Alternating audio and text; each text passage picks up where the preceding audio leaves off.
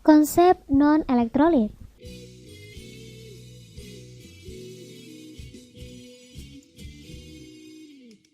Non-elektrolit merupakan larutan dan liquid atau lelehan yang tidak dapat mengantarkan arus listrik karena tidak terbentuk ion-ion bebas di dalamnya.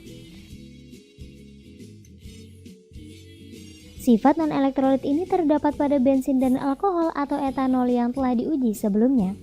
Bensin sendiri merupakan senyawa kovalen nonpolar di mana setiap senyawa kovalen nonpolar pasti tidak akan mengalami disosiasi atau alfa sama dengan nol. Maka dalam kondisi apapun senyawa kovalen nonpolar akan bersifat non-elektrolit. Contoh lain dari senyawa kovalen nonpolar yang bersifat non-elektrolit adalah minyak goreng. CCl4 atau karbon tetraklorida, senyawa hidrokarbon seperti solar dan aftur.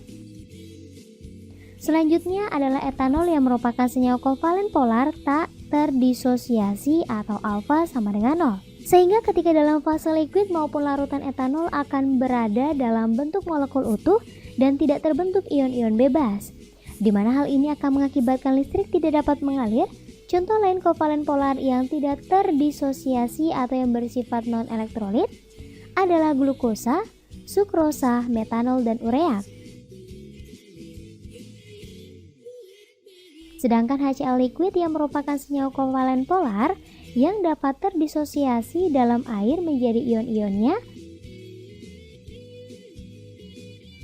Namun apabila HCl dalam keadaan liquid atau lelehannya, maka akan tetap dalam molekul utuh. Hal ini yang menyebabkan HCl liquid tidak dapat mengalirkan listrik atau bersifat non-elektrolit. Maka dapat disimpulkan yang termasuk ke dalam non-elektrolit yaitu satu senyawa kovalen polar tak terdisosiasi baik liquid maupun larutan. 2 senyawa kovalen nonpolar berfase liquid.